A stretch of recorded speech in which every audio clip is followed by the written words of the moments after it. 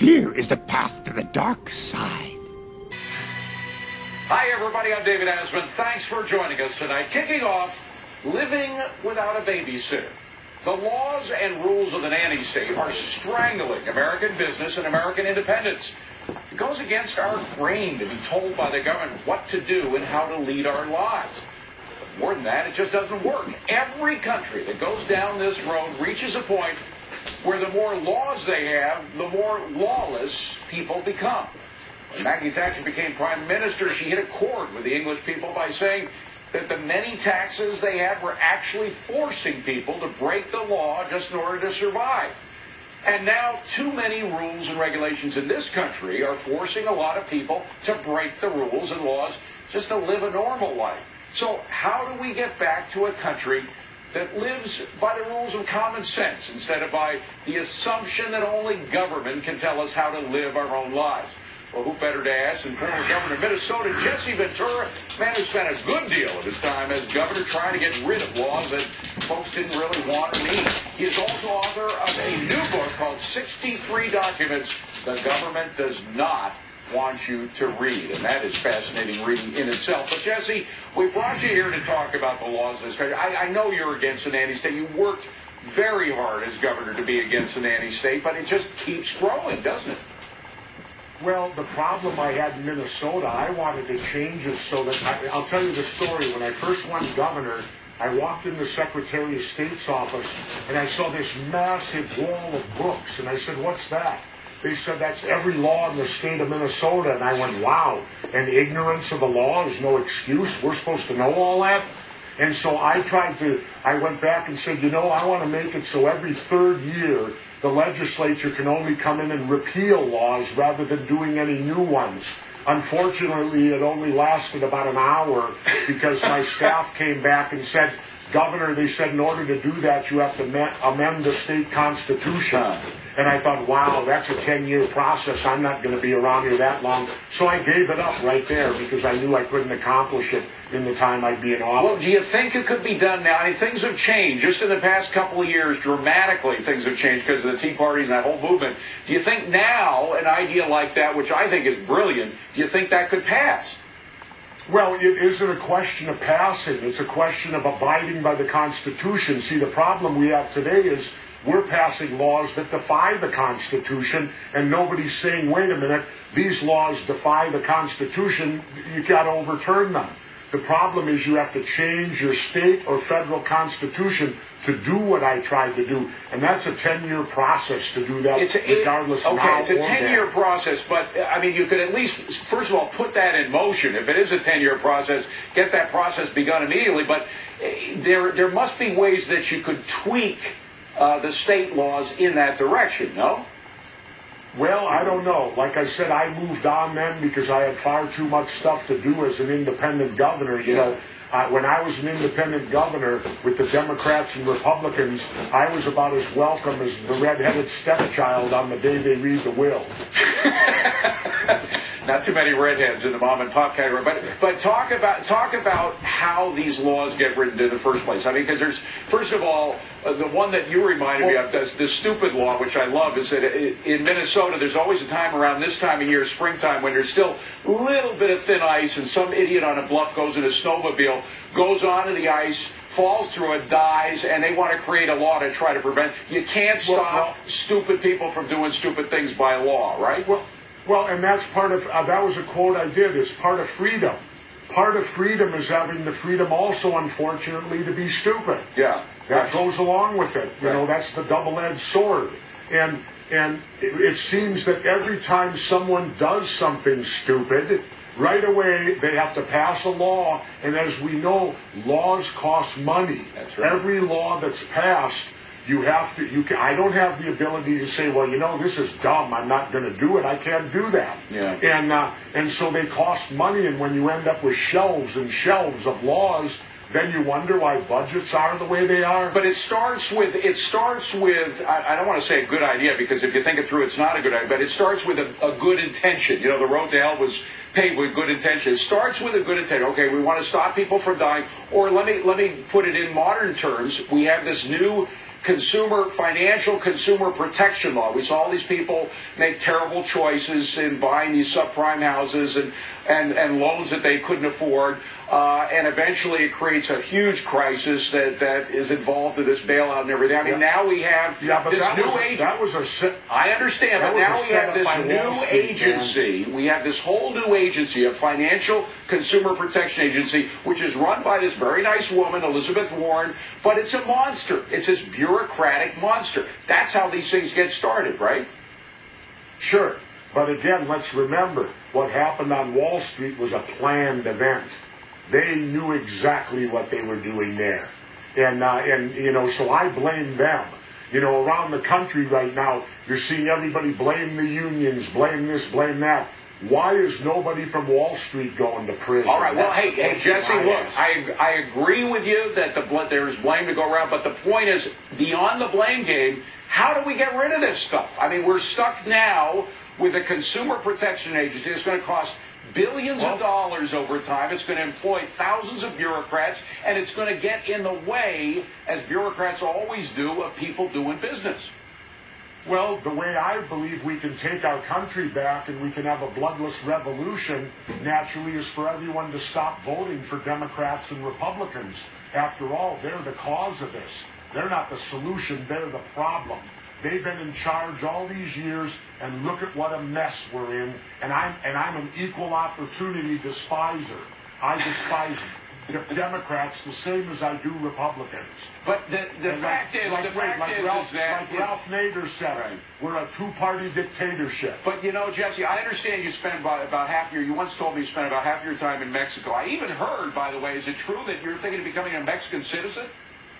Yeah, but I'm not giving up my U.S. citizenship. Oh, okay. So you have dual citizenship. No. Because I know Mexico. I do know Mexico pretty well. I didn't live there as you did, but I spent 12 years covering it for the Journal. So, and that talk about a country that is festooned with laws from one end of the border. Their constitution, by the way, was started in the 1920s. It's a lot younger than ours, but they already have over 1,000 amendments to their constitution. Well, in other words, they have so many laws there that nobody adheres to any single one of them. Well, pretty much. I never see any problem with government. That's why I'm down there. Government leaves me alone. But let me explain something. They actually do a lot of stuff better than we do.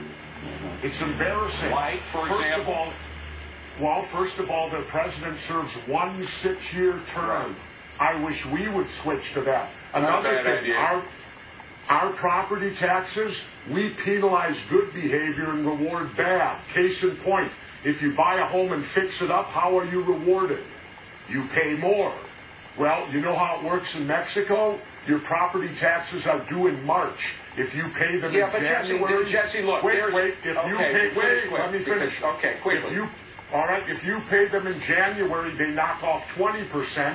If you pay them in February, they knock off 10%. But Jesse, March is normal, better than us. I get you, Jesse, but my point is that there is a sense of lawlessness because they have so many laws and because the people don't give a damn about the laws because they don't adhere to them. There's no one there to enforce them. Oh, come on, Jesse.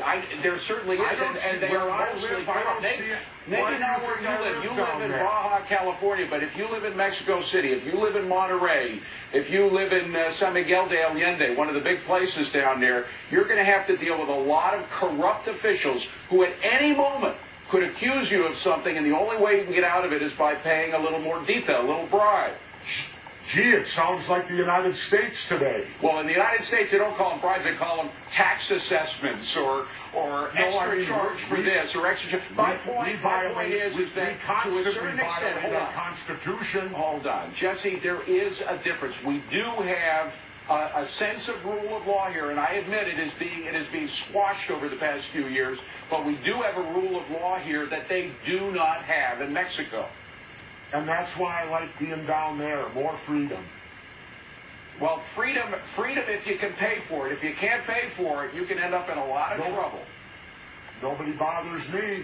Well, I wouldn't if I was down there either. Jesse, stay with us. We want to bring in a panel to talk about what we're talking about. Conservative commentator Monica Crowley.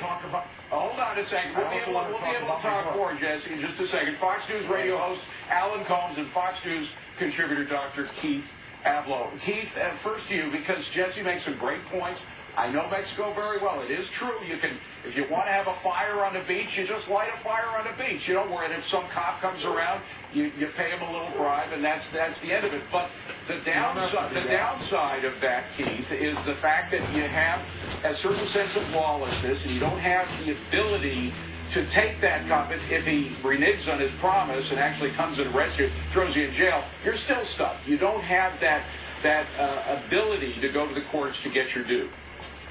Well, I think I can get Jesse to agree with me on this. I'm a fan, by the way, but here I think we could agree on this. The least structure you want is the structure of a Ferrari automobile.